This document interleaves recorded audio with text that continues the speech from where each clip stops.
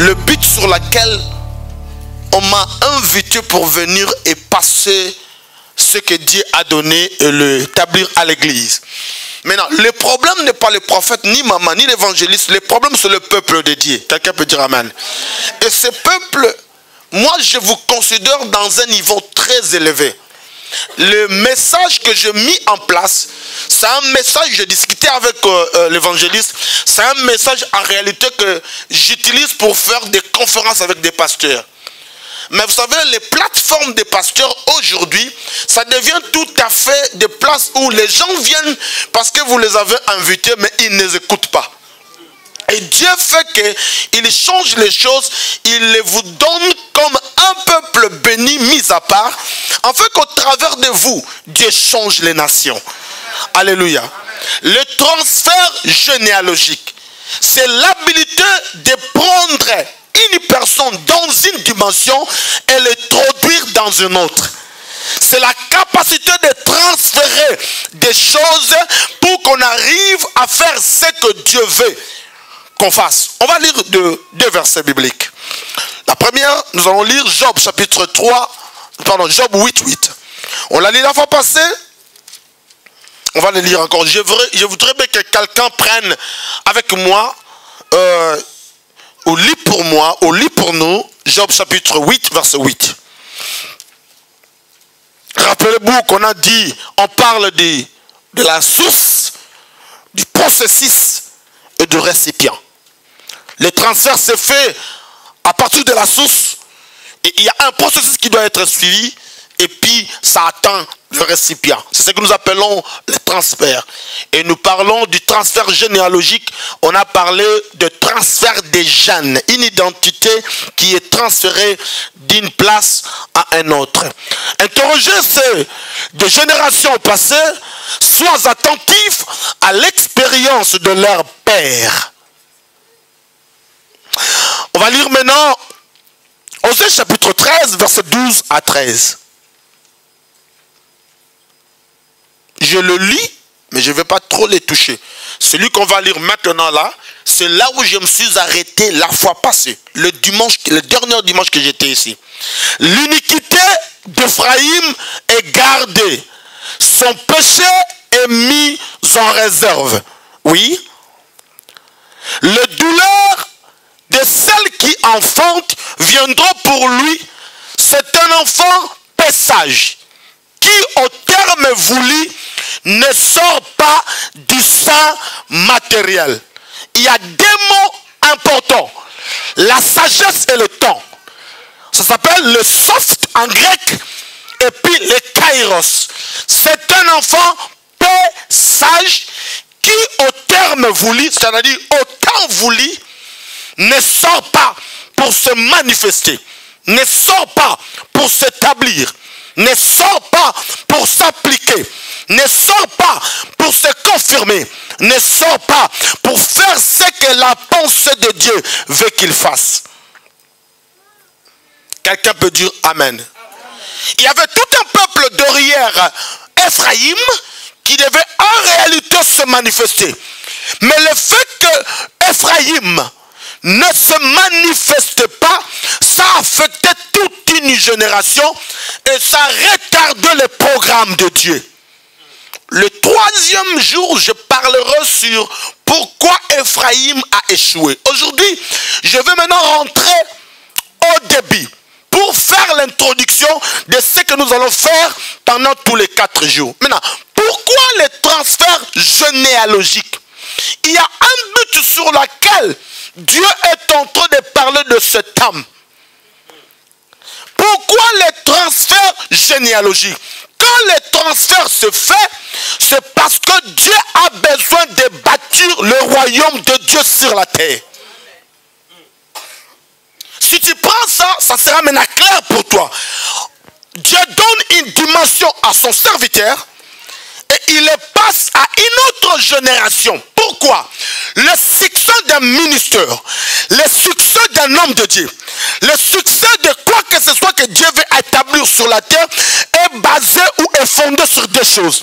La première chose, l'obéissance totale de la chose que Dieu lui avait dit avant de commencer.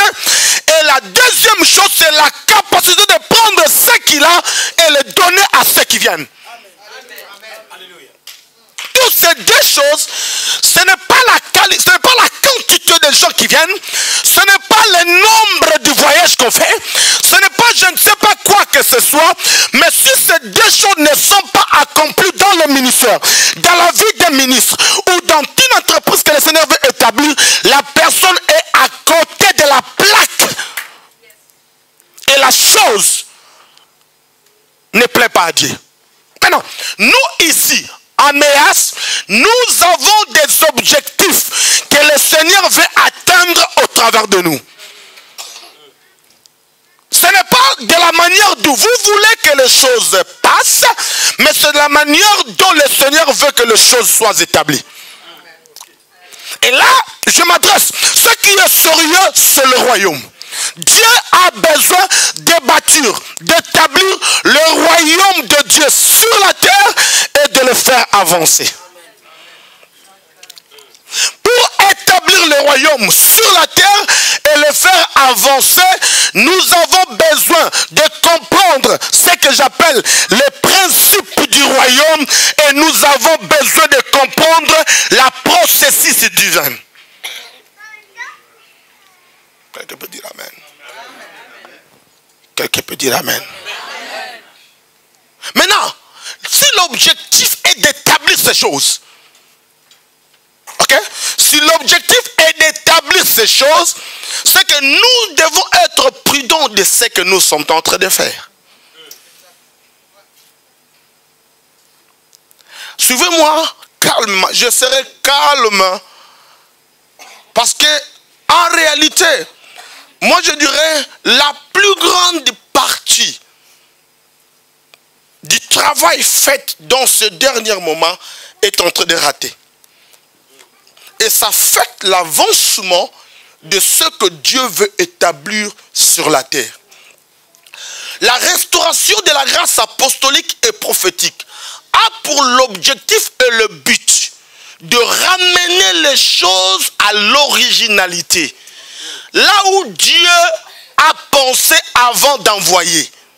Les choses que Dieu a déposées à quelqu'un avant de le dire va et commence. Et ces choses-là, ça demande l'opération orthopédique. Les problèmes que nous avons, c'est le problème de l'esquelette qui est tortueux ou qui est courbé. Et Dieu est en train de faire l'opération orthopédique sur la structure de l'église. Afin de permettre que celui-ci ou cette église soit sans tache ni rien de semblable, une église glorieuse que lui viendra pour prendre. Quelqu'un peut dire amen. Et les gens qui peuvent mettre leurs doigts sur cette structure prophétique ou dans la pensée réelle de Dieu, ce ne sont que premièrement les apôtres et deuxièmement les prophètes, parce que sur eux que le fondement doit être bâti. Et quand un prophète prend le temps avec vous, par rapport au temps que le prophète est en train de prendre ici, c'est-à-dire vous devenez automatiquement prophétique. Et le travail qui se fait, ce n'est pas un travail individuel parce que Dieu n'est pas dans l'individualité. Il donne à quelqu'un pour que cela soit passé à une autre. Si on ne se comprend pas au début, ça sera un problème jusqu'à la fin. Il faut que ça soit clair. Dieu veut accomplir quelque chose, il passe sur quelqu'un. Dieu veut établir quelque chose et il passe sur quelqu'un. Il a commencé à essayer de l'établir depuis longtemps, mais comme l'homme, dans le processus de bâtir, il y a aussi des gains et des bénéfices. Et les gens ont tourné leur face sur le bien et les bénéfices, et ils ont laissé à côté le vrai but sur lequel Dieu les a appelés et établis sur la terre. Alors Dieu élève maintenant le vrai apostolat et prophétique pour que ces choses rentrent à l'originalité avec cette structure qui a été courbée. Dieu est en train de faire pas l'opération extérieure, mais l'opération d'orthopédie, afin que ces choses soient correctement établies. Quelqu'un peut dire amen. Maintenant, comme nous parlons du royaume et que le transfert est en train d'être fait d'une génération à une autre pour que le royaume soit bâti, je rentre maintenant pour expliquer le culture du royaume. Papa, on peut rentrer au début. Suivez-moi très bien. Le début. La découverte de la culture du royaume pour un bon transfert. Je serai calme pour que je sois compris. Alléluia. La compréhension de ce qu'on est en train de faire et bâtir est la clé. Amen. Le transfert, merci pour votre cadre, merci pour ce ministère. Le transfert généalogique de la fois passée ont été suivis par beaucoup de ministres de Dieu. Alléluia. Ça, c'est une conférence apostolique, prophétique, pas seulement pour une vie, mais pour le corps du Christ. Et je veux que nous soyons clairs dans ce que nous sommes en train de faire. Amen. Le but du transfert, c'est de bâtir le royaume. Et quand nous baptisons des royaumes, c'est-à-dire d'une génération à une autre. Amen. Et pour bâtir le royaume, tellement qu'il y a une confusion, nous rentrons maintenant dans l'originalité et expliquer pourquoi le royaume doit être bâti et comment ce royaume doit être établi. Dieu a dit à Abraham, pardon, à Moïse, il a dit, bâtis pour moi le tabernacle. Le problème que nous avons, c'est quoi? Ce n'est pas seulement que le tabernacle soit bâti, mais ce tabernacle doit aussi bouger après avoir été bâti. Dieu lui a dit ceci, bâtis-moi le tabernacle. Dieu lui a donné les ustensiles que j'appelle les principes du royaume. Il lui a donné les éléments sur lesquels il doit bâtir le tabernacle. Ces éléments-là ne viennent pas de la maison de Moïse. Les éléments que Dieu lui a donnés, Dieu lui a expliqué, tu vas toucher l'or, tu vas prendre le bois d'acacia, tu vas prendre ceci et tu les mets ensemble, tu bâtis-moi un tabernacle sur la terre. Pas selon ton modèle, mais selon le modèle que toi tu as reçu au ciel ou à la montagne. Moïse prend la vision du tabernacle clair, il explique à certaines personnes de Méas. Il dit Dieu a besoin de ça, ça et ça. Et Dieu les a donné cela. Ils ont commencé le travail. Vous allez bâtir pas avec vos propres principes, mais vous allez bâtir avec les principes du royaume. Dis avec moi les principes du royaume. Dis avec moi les principes du royaume. Après les principes du royaume, vous allez utiliser la processus ou les processus divins. Ou divins. Qu'est-ce qu'on dit? Divin ou divine? Ok. Les processus alors. Okay. Vous allez utiliser les processus divins afin d'établir ces choses. C'est-à-dire, vous ne les mettez pas selon vous. Vous allez les mettre selon ce que Dieu vous dit de mettre. Quand il a, écoutez bien, quand il a bâti ces choses et fini, la Bible déclare la nuée est descendue sur le tabernacle. Lui-même n'était incapable d'y entrer. Et quand ça finit, Dieu lui a dit, quand je vais bouger, vous allez prendre ça et bouger. Le royaume est établi, le royaume est bâti, le royaume bouge. Le royaume est bâti, est établi, bouge. Nous bougeons avec Dieu par rapport à ce que nous établissons et nous avançons. Quelqu'un peut dire Amen. Alléluia. Maintenant, un peuple apostolique et prophétique, il doit comprendre dans quel temps que nous sommes, pourquoi le transfert est important dans cette période. Nous allons lire maintenant un verset capital. Daniel chapitre 2. Suivez-moi. Prenez vos Bibles. Daniel chapitre 2, le verset 36 jusqu'à 45.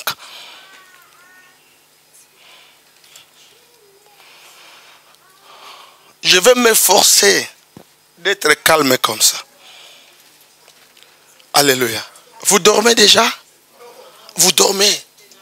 Non, ici ça doit être sérieux. Alléluia. Je suis tellement sérieux avec ces choses et je veux que vous deveniez plus sérieux que moi. Alléluia. Parce que la plupart du temps, les choses ne sont pas bâties. Et gloire à Dieu pour ce ministère. Un peuple formé, un peuple réformé, un peuple bâti. On peut acclamer pour nous-mêmes.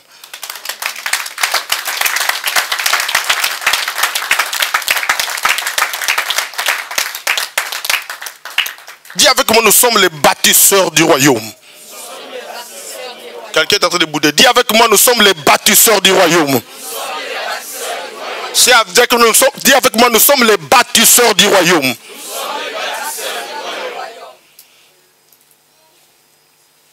Et dit, vous pouvez lire. Et je veux que tout le monde suive la lecture parce que je vais faire l'exégèse de ce vers, de ce message, de ce passage. On va faire, on va aller. Voilà le songe.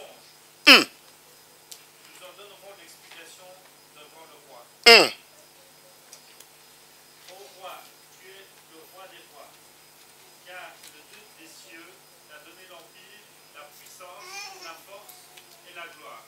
Le Dieu des cieux t'a donné l'empire, la puissance, la force et la gloire. Oui.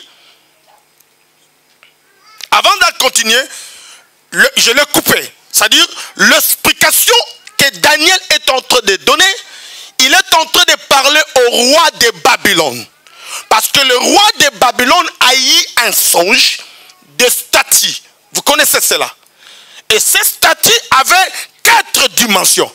Avait une tête, avait la poitrine, avait le rein ou le ventre et avait les pieds. Maintenant, après avoir eu ces songes, maintenant il avait besoin d'une explication claire pour comprendre qu'est-ce qui se passe et comment ça se passe. Oui, papa.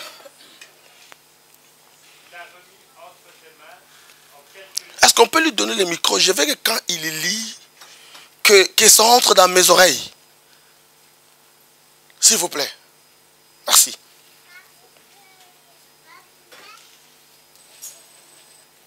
Oh. Rapidement, s'il vous plaît. Daniel 2, 38, il a remis entre tes mains, en quelques lieux qu'ils habitent, les enfants des hommes, les bêtes des champs et les oiseaux du ciel. Oui. Il t'a fait dominer sur eux tous. Oui. C'est toi qui es la tête d'or. Attention.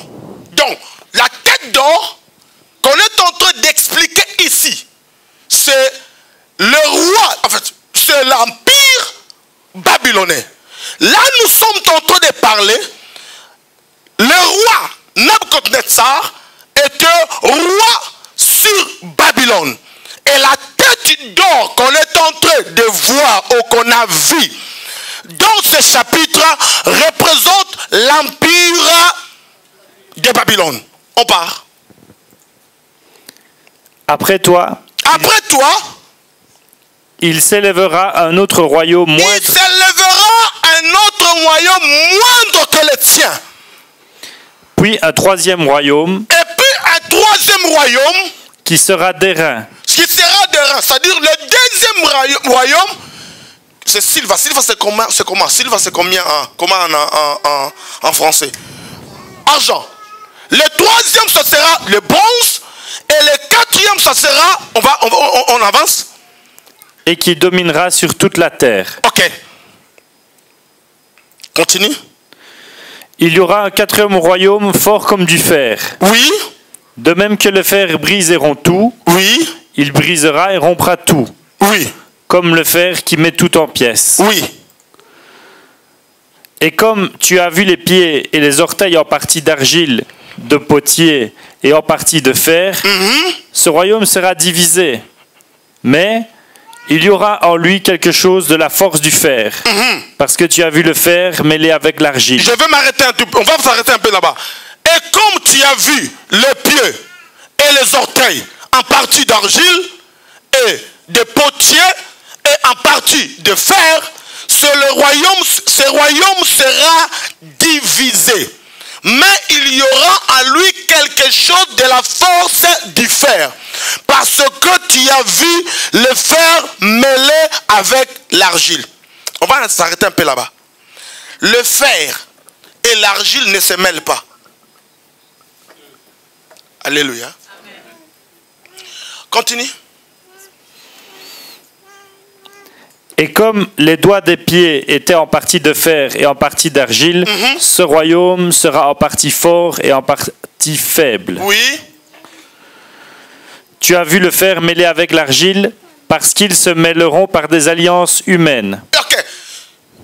Ils essayent de se rassembler, ils vont se mettre ensemble, mais les alliances seront pas les alliances divines, mais seront des alliances humaines. Suivez-moi très bien. Je parle de découvrir la culture du royaume pour un bon transfert. Alléluia. L'objectif de passer d'une génération à une autre, c'est pour bâtir les royaumes sur la terre. Ça, c'est l'objectif. Sinon, on n'a pas besoin de mettre ce grand terme. On le met pour bien arriver à l'objectif. Et cet objectif, nous devons le comprendre et nous devons comprendre le chemin sur lequel nous devons prendre pour arriver là-bas. On continue. Mais ils ne seront point unis l'un à l'autre. Ok, ces royaumes qui vont essayer de se réunir, ils ne seront point unis l'un à l'autre. Mais ils vont tenter d'être ensemble. Oui. De même que le fer ne s'allie point avec l'argile. De même que le fer ne s'allie point avec l'argile. Oui. Dans le temps de ces rois. Dans le temps de ces rois qui essayent, qui tâtonnent de se réunir. Le Dieu des cieux suscitera un royaume. Le Dieu des cieux suscitera un royaume. Qui ne sera jamais détruit. Qui ne sera jamais détruit. Et qui ne passera point sous la domination d'un autre peuple. Il brisera et détruira tous ces royaumes-là, et lui-même subsistera éternellement.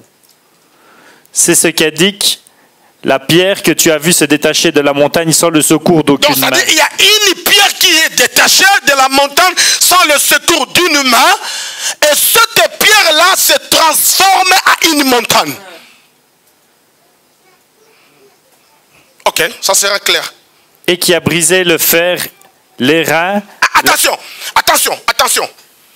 La Bible dit ici, ça n'a pas brisé la tête, ça n'a pas brisé la poitrine, ça n'a pas brisé le ventre, mais ça a brisé les pieds.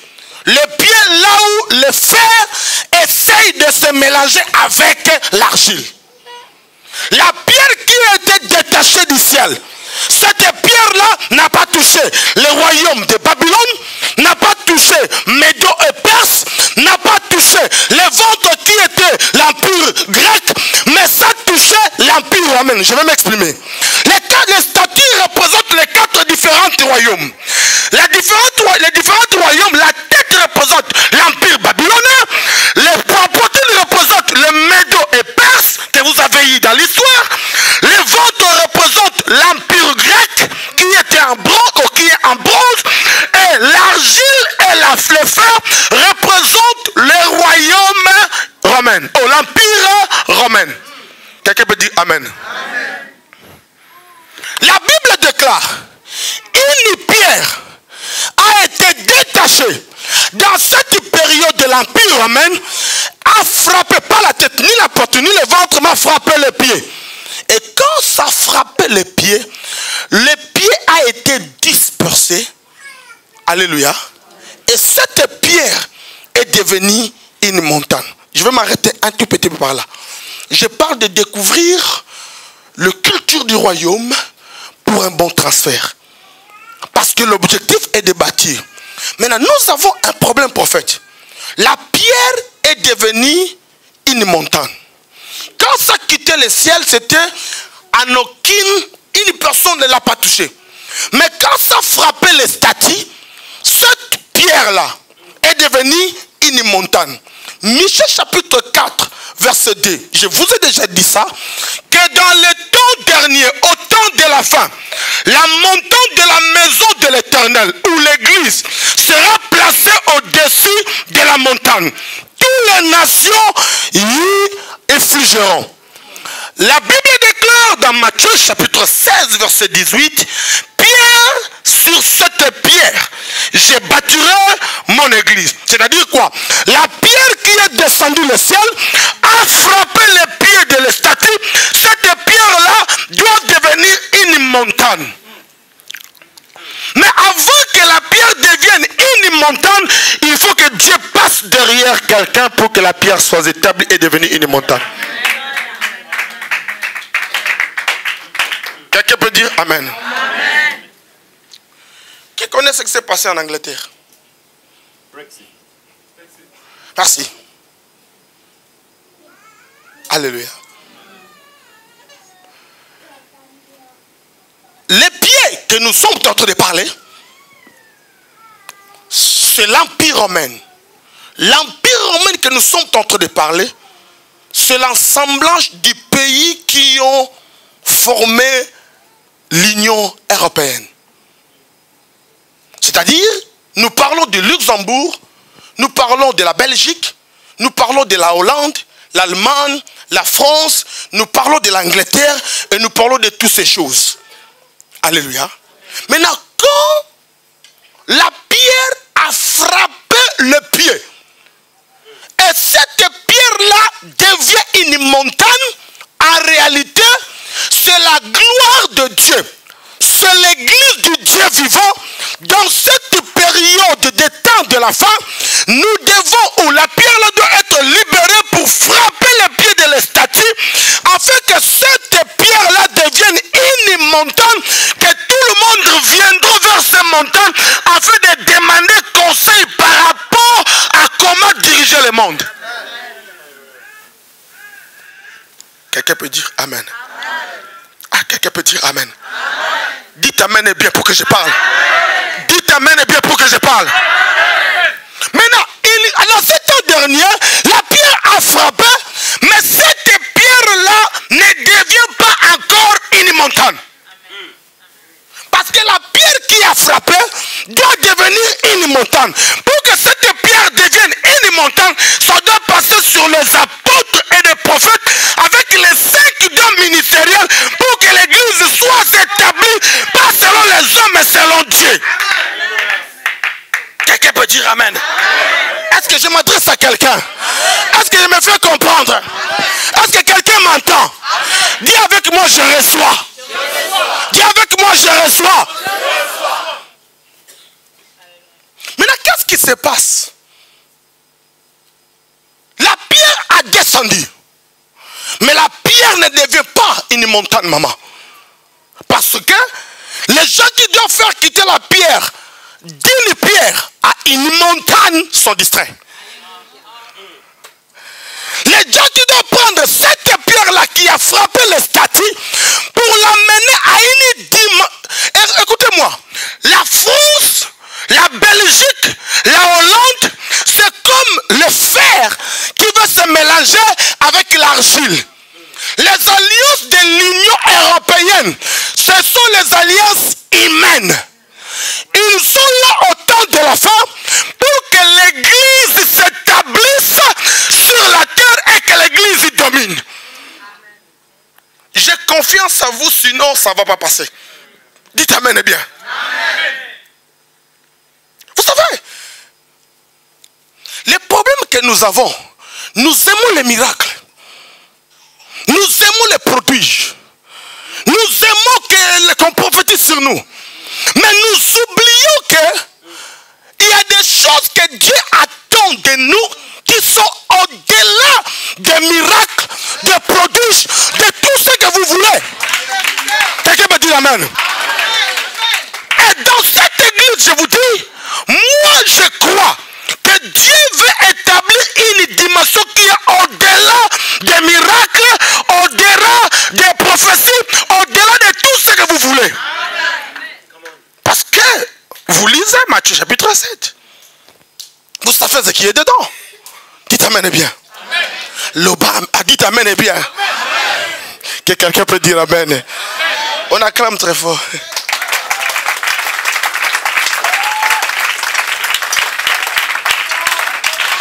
Est-ce que vous me comprenez? Est-ce que quelqu'un me comprend? On aura 4 jours ici. Alléluia. Dites Amen et bien. Donc, qu'est-ce que je dis, c'est quoi? La pierre a été détachée. La pierre est descendue. Et la pierre doit devenir une montagne. Mais personne ne prend la pierre pour que la pierre devienne une montagne. Parce que les gens que Dieu devait utiliser pour que la pierre devienne une montagne sont distraits. Et moi, je ne crois pas que vous êtes distraits. Quelqu'un peut dire Amen. Amen. Alléluia. Et nous venons ensemble pour réfléchir comment on peut faire pour que cette pierre devienne une montagne. Ça, c'est le but pour laquelle que nous faisons ce transfert. Comment nous pouvons faire combat? Quelles sont les stratégies afin que la pierre devienne une montagne? Imaginez, lorsque ça devient une montagne, toutes les institutions viendront vers nous. Et l'objectif de Dieu, c'est ça. Maintenant, quand la pierre est descendue, d'après la prophétie, nous sommes au temps de la fin. En réalité, nous sommes au soir de l'église. Normalement, Jésus devait venir. Si vous partez dans les églises pastorales, dans les églises évangéliques, on vous dira que laisse tout parce que Jésus revient bientôt. En réalité, il revient bientôt. Mais il y a un problème. Jésus ne peut que venir si l'église est prête. Parce que Jésus ne vient pas prendre n'importe quoi, il vient pour prendre l'église. Or, nous devons, les autres ont peur, mais nous devons être peur. On peut avoir peur seulement que quand nous voyons que l'église, d'ailleurs on n'aura pas peur, nous serons prêts pour partir. Mais on peut seulement commencer à réfléchir à ces choses quand on voit que l'église commence à prendre la forme d'une femme. Parce que la Bible déclare, notre petite sœur n'a pas de sein. Qu'est-ce qu'on fera quand on lui demandera du mariage? En réalité, l'église n'a pas encore atteint le niveau où l'église doit être mariée. Par rapport aux exigences et aux valeurs de l'église actuelle, l'église doit être d'abord sur la terre, se préparer à devenir une montagne. Quelqu'un peut dire Amen. Maintenant, qu'est-ce qui se passe? Dieu a vu que ces gens-là avancent. Le salmonais, ils ont le salmonais, le seul gouvernement, ils ont le parlement à Strasbourg, ils planifient les choses, mais l'église ne comprend pas qu'il est en retard.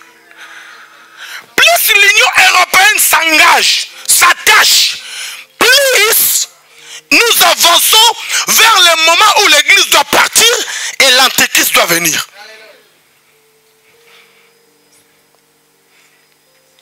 Quelqu'un peut dire Amen. Et Dieu voit que les réunions évoluent, les choses évoluent, mais l'église reste distraite. D'après les informations que j'ai prophètes, les astrologues et les eschatologues, les israélogues, ils n'ont pas compris pourquoi l'Angleterre s'est détachée. Cet détachement de l'Angleterre, c'est un détachement qui est une surprise de tout le monde, y compris le gouvernement anglais. Souvent, vous êtes une église prophétique. Alléluia. Il est impossible d'être prophète, prophétique et apostolique si vous ne comprenez pas le temps. Pourquoi? Parce que nous travaillons avec ce qui se passe sur la terre. Alléluia. Mais sauf que Dieu a placé les prophètes dans le système. Ils ne sont pas les astrologues. Ils ne sont pas seulement les eschatologues. Ils ne sont pas les israélogues. Mais ce sont des gens qui s'assoient dans le cours de Dieu, dans le conseil de Dieu pour capter les choses. Prof, tout le monde est distrait de comprendre. Même on a appelé John Hagen pour lui poser la question: comment le Brexit ne se trouve pas dans les calendriers eschatologiques? Pourquoi? Qu'est-ce qui se passe en réalité? Dieu a vu que l'église ne marche pas vers la direction d'où l'église devait être marchée. L'église n'est pas encore établie par rapport au mouvement que l'Europe prenait. L'église n'a pas encore compris le niveau où les choses allaient dans le Parlement européen, l'évolution. Qu'est-ce que Dieu a fait? Il a arrêté toutes les machines, il a fait asseoir sa dimension. Et les dire, le fait que les Anglais sortent, ça réduit la force que l'Europe avait pour évoluer. Le fait qu'on a arrêté la force de l'Europe pour évoluer, l'Europe est en train maintenant de penser comment reconstruire l'Europe, sinon la France va partir, sinon la Hollande va partir. Et Dieu a fait ça pour freiner la marche de l'Europe, afin de lancer un son à l'église, pour que l'église soit capable de voir que nous sommes en retard, on doit en réalité se réveiller.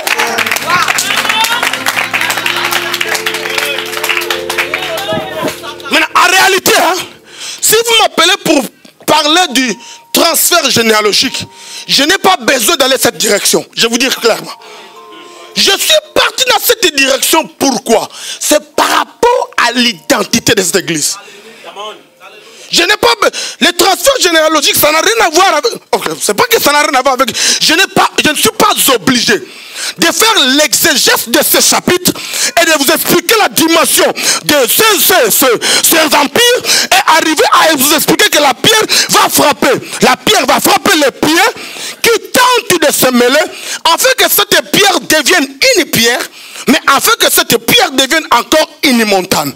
Maintenant, Dieu a retiré l'Angleterre afin que tout le monde, d'abord, freiner l'évolution, l'avancement que l'Europe avait, parce que si l'Europe avance, l'Antichrist viendra. Aussi l'Antichrist vient, il faut que l'église y parte. Mais l'église qui sera partie, c'est une église qui n'est pas encore bâtie, il est encore sans forme, il est encore sans puissance, il est encore sans position. C'est la raison pour laquelle Dieu a freiné les choses et tout le monde est surpris. La question, le même Dieu a dit au peuple d'Israël, vous resterez à l'esclavagisme pendant 400 ans. Les peuples d'Israël ont sorti de l'esclavagisme après 430 ans. Je vous donnerai la raison demain. Donc, qu'est-ce qui se passe? Si l'église ne se réveille pas, nous avons un problème et nous avons un retard monumental. Et l'église ne peut pas seulement se réveiller si vous ne vous réveillez pas. Vous cherchez le réveil est déjà là. Vous cherchez le mouvement de Dieu tant que vous bougez. Quelqu'un peut dire amen. Maintenant, comme nous sommes en retard, nous nous sommes maintenant réveillés que waouh, l'Angleterre est partie. J'ai entendu une femme qui dit, hey, écoute, l'Angleterre est partie, Jésus revient bientôt. Le fait que l'Angleterre est partie n'est pas un signe que Jésus revient bientôt. D'ailleurs, ça freine les choses, ça retarde les choses par rapport à la position de l'église. Parce que d'après l'eschatologie, normalement, cette histoire ne se retrouvait pas. Est-ce que vous savez que même les Anglais eux-mêmes n'ont pas prévu qu'est-ce qui va arriver après leur sortie? Je vous dis, je parle à un peuple prophétique et apostolique. Je ne peux pas prêcher ces choses quelque part. Je les prêche un peu chez moi pour expliquer un tout petit peu qu'est-ce qui va se passer. Parce que pourquoi? Quand il y a un événement qui se fait sur la terre, les apôtres et les prophètes doivent être au courant. Aujourd'hui, je discutais avec papa. Votre papa, la fois passée, je lisais un verset biblique d'où la Bible dit, Seigneur, j'ai fait le miracle à ton nom. J'ai chassé les démons à ton nom. Écoute-moi, tu ne peux pas accomplir le miracle si tu n'as pas l'Esprit de Dieu. Tu ne peux pas chasser les démons si tu n'es pas puissant. Allez demander les 7 filles des fils de Sépha. Ils ont chassé les démons, on les a posé la question. Paul on connaît, Jésus on connaît, vous qui vous êtes? C'est-à-dire si quelqu'un chasse les démons, si quelqu'un opère le miracle, c'est un grand homme de Dieu d'après aujourd'hui. Mais la Bible dit en bas, et que le jour-là, il les a dit, arrière de moi, vous qui commettez l'iniquité. Waouh! Quelqu'un qui prophétise, c'est qu'il a les 9 dons spirituels. L'un des 9 dons spirituels, le don de la prophétie, ou la parole de connaissance. Mais comment celui qui a l'esprit, Dieu lui dit que toi tu commets l'iniquité en utilisant les dons que tu as, c'est que quelque part, les dons c'est bon, mais ce qui ce qui est avant les dons, c'est ce qui est mieux.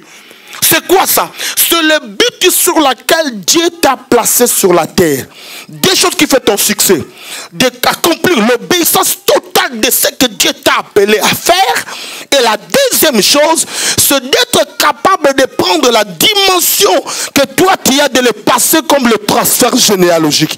Est-ce que je parle à quelqu'un? Parce que c'est jeudi ou comment? Vous êtes calme. Quelqu'un peut dire amen. Dis avec moi, apôtre, j'entends. Dis avec moi, apôtre, avance. Quelqu'un peut dire amen. Est-ce que je peux avancer? Est-ce que je peux m'arrêter ici? Vous savez, quand nous parlons dans des conférences comme ça, il faut que nous soyons clairs pour que le peuple écoute. Parce que si vous écoutez bien, vous allez agir bien. Quelqu'un peut dire amen. Est-ce que je peux avancer maintenant? Maintenant, nous avons compris qu'il y a un problème. Le retard n'est pas Jésus viendra bientôt. Le retard, la sonnette est pour que l'église se réveille. Cette pierre-là, le retrait, si vous écoutez l'Hollande quitte, la France quitte, je ne sais pas si ça va arriver, parce que je ne connais pas trop les calendriers prophétiques, mais ce qui est vrai, est que ce que je connais est que Dieu est en train de parler. Le prophète a dit quelque chose, ce calcul-là que les gens font là, c'est un calcul qu'on doit les voir très bien. Pourquoi? Parce que nous sommes obligés d'entrer dans le conseil de Dieu pour écouter les battements du cœur de Dieu, mais pas seulement s'établir sur les calculs que les hommes font. C'est une petite branche dans la prophétie. La prophétie est plus élevée que les eschatologues.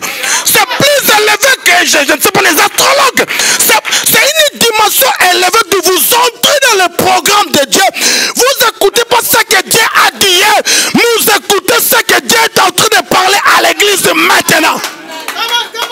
Quelqu'un peut dire amen. Dites amen bien pour que je parle. Dites amen bien pour que je bombarde.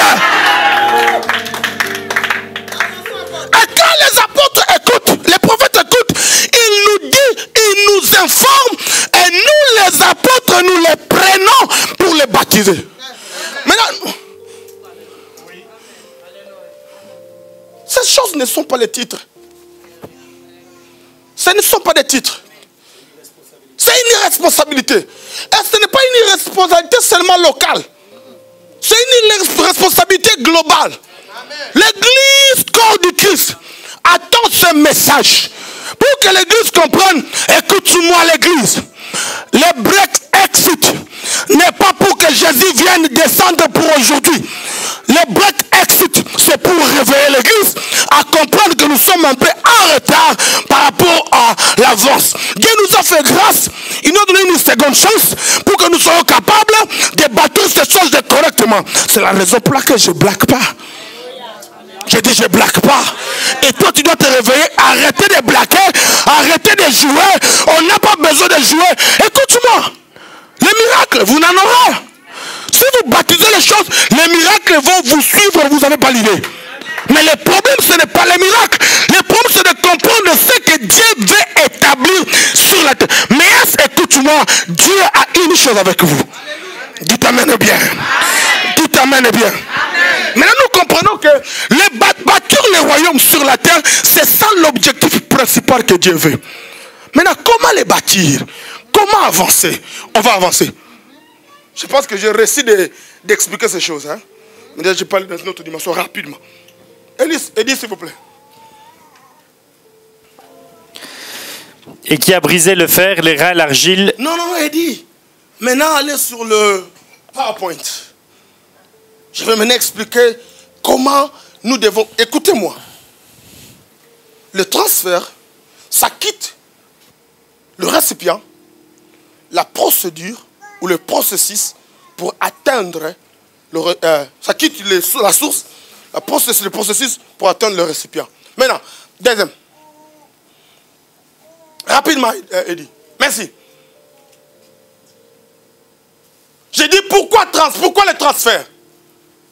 C'est pour bâtir le royaume, c'est pour établir le royaume et pour avancer le royaume. Le transfert que nous sommes en train de parler, c'est pour bâtir le royaume, Améas, pour établir le royaume et pour faire avancer le royaume. Notre objectif, c'est de bâtir le royaume, établir le royaume et avance le royaume. Maintenant, next. Les prochains. Ici, nous avons vu que Ephraïm n'avait pas la sagesse et ne comprenait pas le temps. Next. Nous avons besoin de ces choses. Pour bâtir la culture du royaume, on a besoin de l'amour, la maturité, l'intégrité, la migration et l'excellence.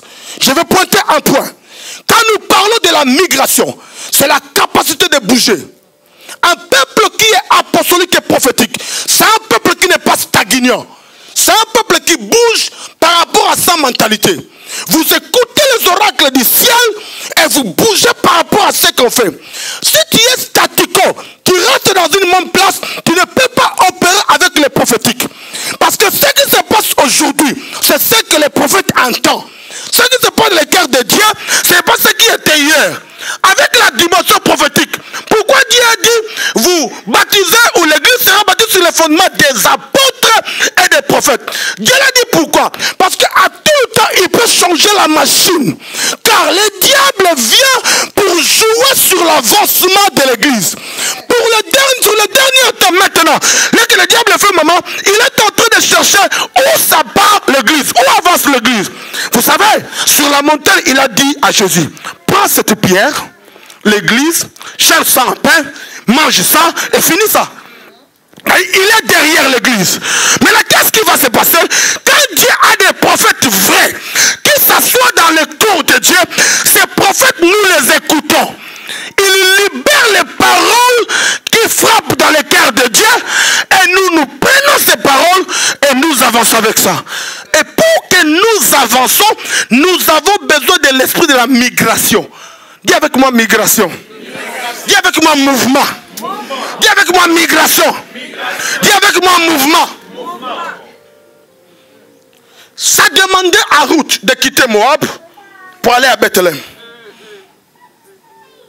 Ça poussait Ruth de quitter Bethléem, aller dans les champs de Boaz. Ça demandait à Ruth de quitter la maison de Naomi pour aller sous les pieds de Boaz. Et ça demandait à Boaz de prendre les dimensions de là où il était, l'amener à la porte. Ruth chapitre 1, Ruth chapitre 2, Ruth chapitre 3 est en train de parler sur cette dimension. Son mouvement vers Bethléem, vers au champ, jusqu'au mouvement vers Moab, jusqu'à Bethléem, c'est Ruth chapitre 1, et le mouvement vers la maison de Naomi, vers le champ, c'est Ruth chapitre 2, son mouvement par rapport à la maison de Naomi, vers Boaz, c'est Ruth chapitre 3, et le mouvement par rapport à la place où Boaz était, et amener la chose à la porte, c'est Ruth chapitre 4. La migration est importante pour ceux qui bougent vers la dimension de Dieu pour établir le royaume afin que les grands soient établis. Écoute-moi, avant qu'il bouge, il a reçu un transfert de Naomi. Naomi lui a dit, dans Naomi chapitre 3, verset 3, il a dit, ma fille, il faut que je arrange ou je garantis ton repos. Lave-toi, parfume-toi, mets les beaux habits et avance. Pour avancer, vous avez besoin de 2 pieds. Ces pieds s'appellent la maturité et l'intégrité. Deuxième dimension, pardon, on avance, s'il vous plaît, à cause de l'air. Maintenant, les versets bibliques qui nous permettent à établir le véritable culture pour un bon transfert. Est-ce que quelqu'un comprend ici? Ok, Ecclésiaste chapitre 10, verset 10. Là, je commence à être content. Hein, vous savez pourquoi? C'est pas parce que quelqu'un est guéri. Non. Amen. Très content. Hein. Très content. Quelqu'un peut dire amen. Amen. Ok. Écoute-moi. S'il a émoussé le fer, s'il n'en a pas aiguisé le tranchant, il devra redoubler de force. Mais la sagesse a l'avantage du succès. Si ce n'est pas compris, je vais répéter. C'est-à-dire quoi? Celui qui a une machette qui n'est pas aiguisée, ça va lui pousser à prendre beaucoup de temps à couper un arbre. Mais celui qui a la machette aiguisée, ça ne va pas lui demander beaucoup d'efforts pour que l'arbre tombe. Ça veut dire quoi? La compréhension de comment le royaume est bâti est nécessaire pour que nous soyons capables d'avancer rapidement par rapport aux autres. Ouais. Vous êtes avec moi là? Dans ta vie, les succès, tu peux le prédire. Les échecs, tu peux aussi le prédire. Ce que tu commences détermine ce que tu deviendras. La qualité de ce que tu deviendras est le sujet de ce que tu as développé en toi. Tu ne peux pas, la vie même spirituelle, même physique, est prédite par rapport à ce que tu es aujourd'hui. C'est-à-dire quoi? On peut bien crier comme nous voulons, mais le royaume ne sera pas établi si le peuple ne comprenne pas déjà là où ils sont. Qu'est-ce qu'il faut faire? Tout le monde parle du royaume, mais tout le monde ne bâtit pas le royaume. Tout le monde crie le royaume, mais tout le monde n'est pas capable pour établir ces choses. Pour établir ces choses, vous savez, ce que vous deviendrez demain est le sujet de ce que vous êtes aujourd'hui. Genèse chapitre 49, à partir du verset 1 jusqu'à 4. Riba, tu es mon premier-né, puissant, fort, mais tu ne peux pas exceller parce que tu es ballottant. Une bonne destinée, un mauvais caractère détruit la destinée. Je répète. Une bonne destinée, mais un mauvais caractère détruit la destinée. Je répète. Une bonne destinée, mais un mauvais valeur dans ta vie ou un mauvais caractère détruit la destinée. Les prochains, s'il vous plaît. Proverbe chapitre 4, verset 7. Vous pouvez le mettre et dire rapidement, et dire rapidement, et dire rapidement. Ok. Voici le commencement de la sagesse. Acquis la sagesse et avec tout ce que vous possédez, acquis l'intelligence. C'est-à-dire ici, pour que nous baptisons le royaume, par rapport au transfert, il faut d'abord qu'on sache qu'est-ce qui va se passer. On part, le prochain.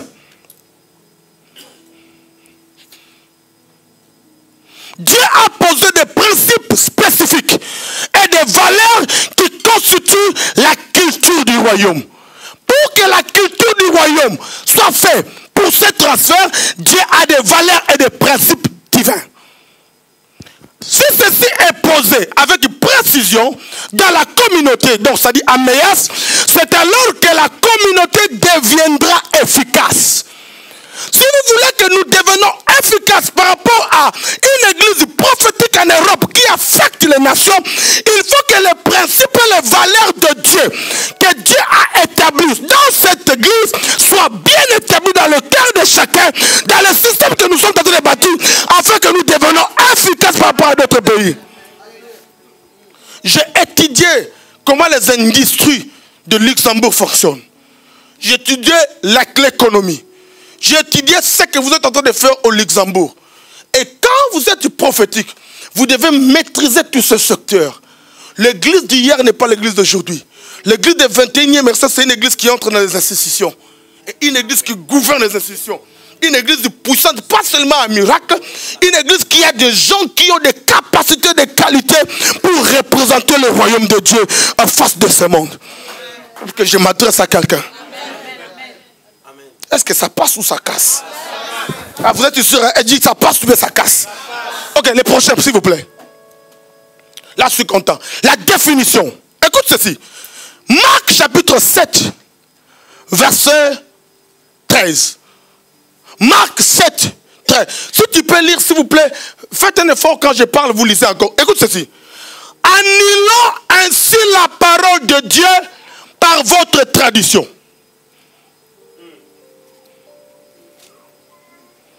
Maman, les gens font ce qu'ils ont l'habitude de faire depuis le Congo. L'église devient la reproduction d'un pasteur de Maluku. On amène tous ces caractères qu'on a ramassés au Togo, au Cameroun, au Luxembourg, je ne sais pas où, en France. Quand quelqu'un vient à l'église, il a la préconception de ce que le pasteur doit lui dire, de comment l'église doit être conduite et comment les choses sont faites. La Bible dit que vous annulez ainsi la parole de Dieu par votre tradition, c'est-à-dire votre manière de faire. Dieu est dans un box, on connaît comment on chante, comment on danse, comment on le fait. Vous savez, un religieux, si vous tournez seulement les chaises, il est affecté. Écoute, rentre là, Eddie. Écoute, vous annulez ainsi la puissance de la parole par votre tradition que vous avez établie. Et vous faites beaucoup d'autres choses.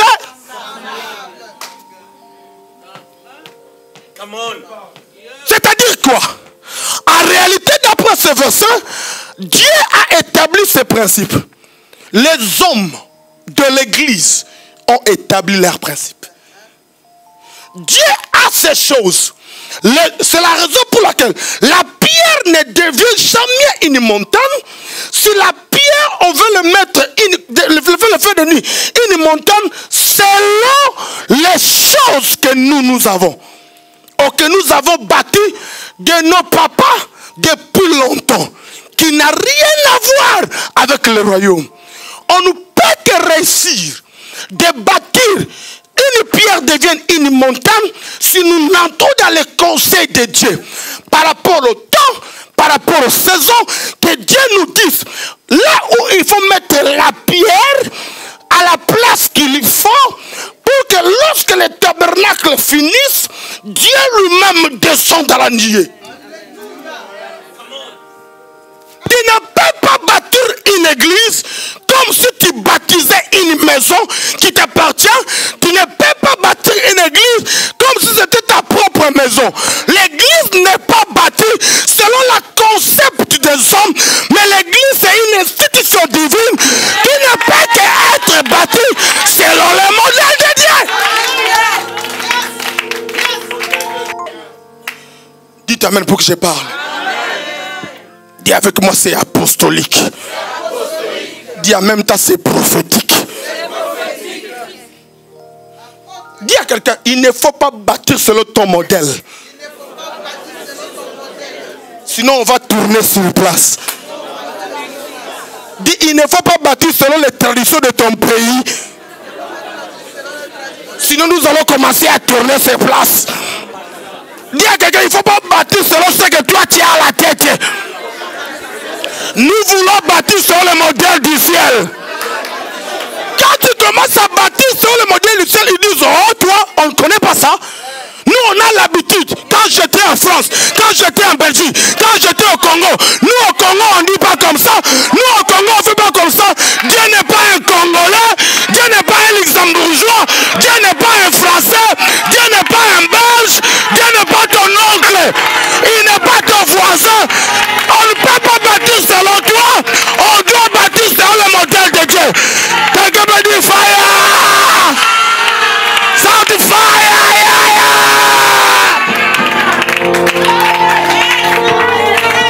Ça c'est la raison pour laquelle que nous sommes ici.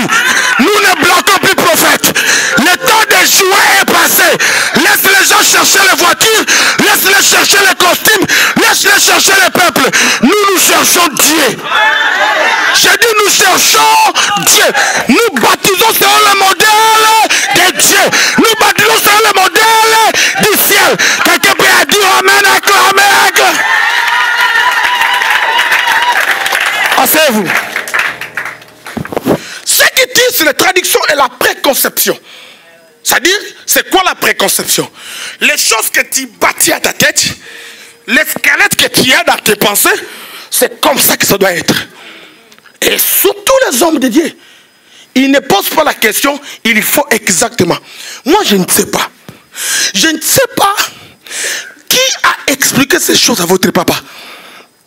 Qui considère la grâce apostolique dans ce niveau. Comment?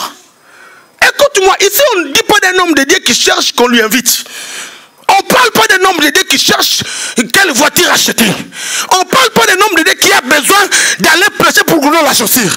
On parle d'un homme que Dieu a béni. Un homme qui peut prêcher lui-même. Mais l'homme là accomplit le ministère et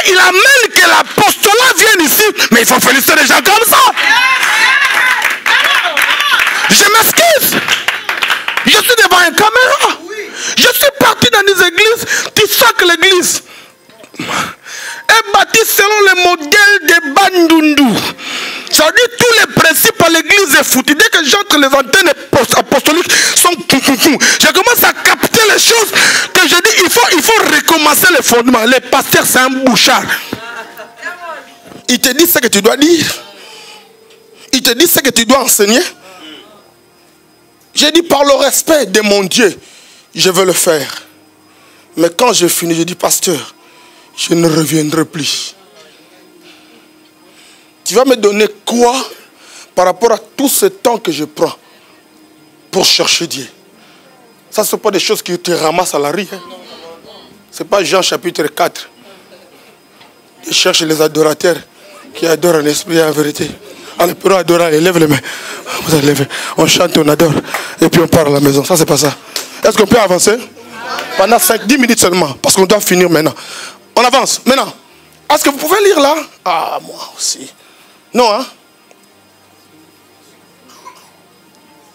Ok. Je vais lire. Ok? C'est enregistré. Je pense que vous prenez le DVD ou le CD après. Nous avons dit découvrir le royaume, la culture des royaumes pour un bon transfert. Ok? Maintenant, le mot découvrir, c'est chercher des dimensions inconnues. Ok? C'est-à-dire, nous sommes, nous, à Méas. Nous cherchons les dimensions inconnues de Dieu. Chercher les dimensions inconnues, accès à un monde qui existe mais dont nous n'avons jamais eu de nouvelles à ce sujet. Suivez-moi, les définitions, ce sont des messages. Derrière les paroles que j'ai mis en place, il y a une idée et il y a une conception de Dieu. C'est-à-dire quoi? Nous entrons pour chercher des choses qu'on n'a jamais connues avant. Le royaume, c'est quoi? C'est un domaine de Dieu. Rapidement, j'ai dit. Est-ce que je peux continuer?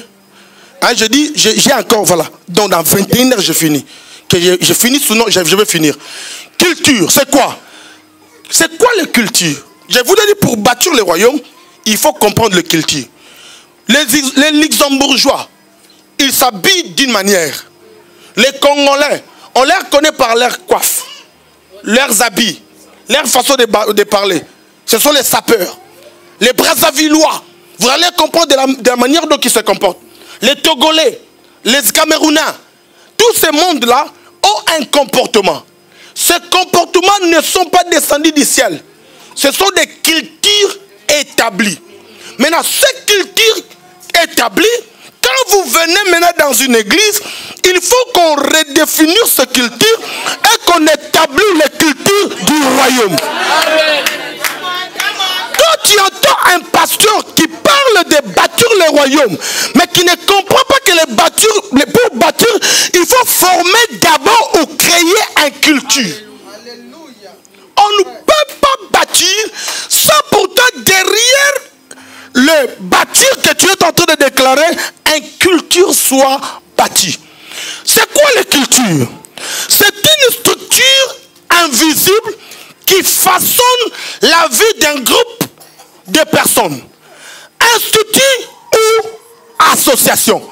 Ce sont les structures, les fondements invisibles qui façonnent la vie d'un groupe de personnes. Un institut, une institution ou association, c'est un système de croyances et de disciplines qui révèlent la façon dont on vit parmi un groupe de personnes particulières. C'est-à-dire, quand nous voulons renforcer le royaume ici, à Méas, déjà vous êtes dans un bon fondement.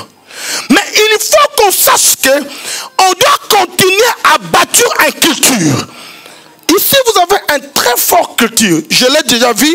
C'est la raison pour laquelle vous êtes ce que vous êtes. Est-ce que vous savez, pour que vous gardez multinationalité ici, sans que vous le sachiez, il y a une culture qui a été bâtie? Les gens pensent que ce sont les prophéties. Non. Combien de prophètes ont ce genre de ministère? Donc vous êtes une bonne personne pour comprendre que vous avez déjà fait un pas, mais ça vous demande encore un autre pas. Pourquoi? My God. Des cultures ont des niveaux. niveau qui attire, qui établit, mais il y a un niveau qui fait bouger. C'est-à-dire l'élan du ministère MEAS dépendra des fondements qui ont déjà été établis et l'acceptation du mouvement de la migration et du transfert de ce peuple vers un autre monde. La culture du royaume, c'est quoi? C'est la capacité de donner un nouveau modèle. Bâtir, réformer, renforcer les modèles du roi sur la terre. Ici, ce n'est pas la culture des hommes, mais c'est la culture du royaume. Next. J'en reste avec 5 minutes. Les prochains. Renforcer et rétablir l'esprit de Dieu dans toutes les sphères de la vie. Écoute-moi. Les sphères de la vie, c'est le niveau de la vie. Amen. Hein? Alléluia. Amen. Ah, alléluia. Amen. Résister et exposer la mentalité religieuse qui encourage les motiver, j'aime pas l'expliquer là-bas, les pitoiements sur soi et l'auto-promotion dans le royaume. On parle next. Je vais finir ici. Comment créer les cultures? C'est dans les 4 dimensions. 1. Qui sommes-nous? On crée les cultures par poser la question qui sommes-nous? Deuxième chose. Quand sommes-nous? Où en sommes-nous plutôt? 3. Où en sommes-nous arrivés? 4. Où allons-nous? Je vous laisse avec 4 questions. Qui sommes-nous? Où en sommes-nous? Où en sommes-nous arrivés? Quand allons-nous? Je suis venu pour dire ceci. Quand nous découvrons ce que Dieu nous a dit de faire, nous baptisons cela et nous transférons cela dans une autre dimension. J'ai choisi aujourd'hui de parler comme un apôtre, afin de vous faire comprendre que notre souci n'est pas seulement là où nous sommes, notre souci c'est là où nous sommes en train de partir. D'une manière individuelle et d'une manière globale. Si tout le monde dort, nous nous refusons de dormir. Ici, ce n'est plus question de sentiments. Ce n'est plus question apôtre a bien projet. Non, je ne suis pas venu pour ça. Sinon, on l'a fait toute notre vie, on n'a rien réussi. Bientôt 50 ans. Alléluia. Moi, je n'ai pas besoin de tourner sur place. J'ai besoin de bâtir un peuple. J'ai besoin de bâtir un peuple. Dieu va me demander des comptes à la fin de mes séjours sur la terre. Quand je prêche là, le Seigneur pose la question, tu fais sentiment aux gens ou bien tu bâtis l'église? Même cette prédication est comptée au ciel. Et Dieu ne voit pas ce que je fais sortir de la bouche, mais il voit les motivations de mon cœur. Et ces motivations du cœur, c'est ce qui déterminera de ce qui sera bâti. Sinon, on va faire beaucoup de bruit, beaucoup de mouvements, sans pourtant qu'il y ait des substances fortes par rapport aux choses du royaume. Écoute-moi, Méas. Dieu vous a choisi comme un peuple spécial, d'une manière particulière, afin que vous soyez l'icône de l'Europe et de bâtir ces choses que les hommes ont des difficultés de bâtir. Vous savez pourquoi? Le religieux qui est aujourd'hui presque la même chose que le christianisme. Pourquoi? Parce que quand on parle de chrétiens, c'est quelqu'un qui sont comme des gens qui sont comme Christ. C'est ça le nom qu'on a donné aux gens qui suivaient Jésus. Mais les principes de ces gens qui sont comme Christ doivent être les principes du royaume pour qu'ils baptisent le royaume. Dieu vous a choisi en Europe comme un peuple spécial. Demain, je vais parler de la cuisse d'Abraham pour le transfert. Que Dieu vous bénisse. Est-ce qu'on peut acclamer le roi? Est-ce qu'on peut acclamer les seigneurs?